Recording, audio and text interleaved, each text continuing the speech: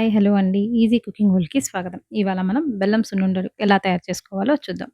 ముందుగా ఒక కడాయి పెట్టుకొని, అందులోకి శుభ్రం చేసుకున్న మినపప్పుని నేను పొట్టు మినపప్పు తీసుకున్నాను. మీకు పొట్టు మినపప్పు ఇష్టం లేకపోతే హోల్ మినపప్పును కూడా తీసుకోవచ్చు. ఫ్రెష్ చేసుకున్న అంటే జల్లెడ పట్టుకొని, చెరుక్కొని వేస్టేజ్ ఏం లేకుండా చేసుకున్న మినపప్పుని 1 కేజీ వరకు తీసుకున్నాను. దీనిని లో ఫ్లేమ్‌లో పెట్టుకొని దోరగా వేయించుకోవాలి.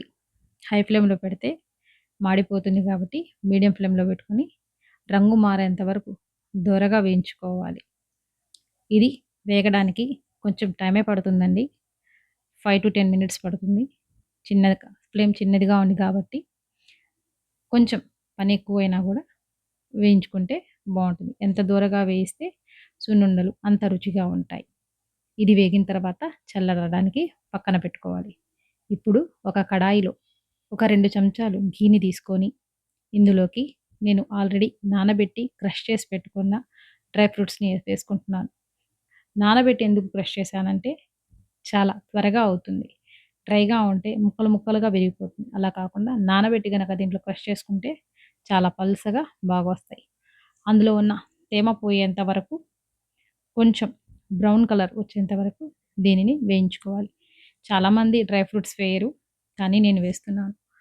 ఉండల్లోకి డ్రై ఫ్రూట్స్ వేసుకుంటే పంటికింత తగులుతూ చాలా రుచిగా బావుంటాయి. ఇది కూడా వేయించి చల్లారడానికి పక్కన పెట్టుకోవాలి. 1 కేజీ మినపప్పుకి 3/4 కేజీ వరకు నేను బెల్లాన్ని తీసుకున్నాను. మా ఇంట్లో కొంచెం స్వీట్ బానే తింటారు కాబట్టి నేను 3/4 కేజీ వరకు తీసుకున్నాను. మీరు కొంచెం స్వీట్ తక్కువ తినే వాళ్ళుంటే కొంచెం తక్కువగా తీసుకోండి.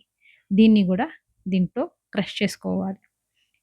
క్రష్ చేసుకొని కొలత సరిపోతుందంటే ఇలాగే వేసుకోవచ్చు.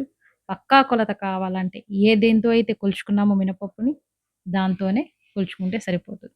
నేను 4 గ్లాసుల మినపప్పుకి 3 గ్లాసుల బెల్లం తురుముని వేసుకుంటున్నాను.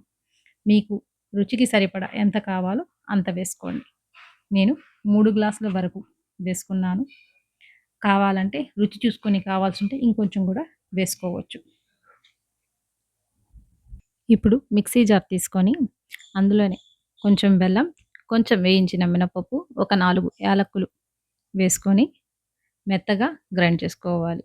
మనకు ఎంత మెత్తగా కావాలో అంత మెత్తగా వేసుకుంటే సరిపోతుంది. మరీ మెత్తగా కాకుండా కొంచెం కోర్స్‌గా వేసుకుంటే బావుంటది.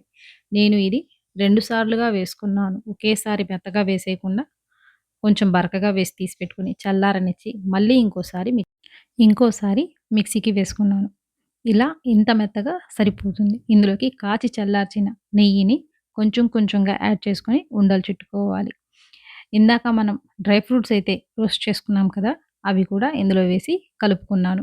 ఇప్పుడు మనకు కావాల్సినంత సైజులో ఉండలుగా చుట్టుకుంటే సరిపోతుంది. మొత్తం నెయ్యి ఒకేసారి వేసుకోకుండా కొంచెం కొంచెంగా వేసుకుంటూ ఉండలు చుట్టుకోవాలి. మొత్తానికి సున్నుండలైతే రెడీ అయిపోయాయి. ఇలా ఒకసారి మీరు కూడా ఇంట్లో ట్రై చేయండి. చాలా బావుంటాయి.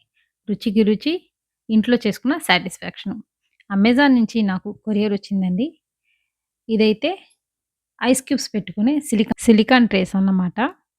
ఫ్రిడ్జ్‌కిచ్చే ట్రేలో చాలా తక్కువ ఐస్ క్యూబ్స్ వస్తున్నాయి. అందుకనేసి నేను ఈ సిలికాన్ ట్రేస్‌ని తెప్పించాను. ఇవి క్వాలిటీ చాలా బాగున్నాయి. చాలా ఎక్కువ ఐస్ క్యూబ్స్ కూడా వస్తాయి. మీకెవరికైనా యూజ్ అవుతుందేమో, కావాలేమో చూసి లింక్ అని కామెంట్ చేయండి. లింక్ వస్తుంది. లేదా డిస్క్రిప్షన్‌లో చూడండి. లింక్ ఉంది. థాంక్ యూ అండి. మళ్ళీ ఒక మంచి వీడియోతో మళ్ళీ కలుద్దాం. లైక్ చేసి, షేర్ చేసి, కామెంట్ చేయండి.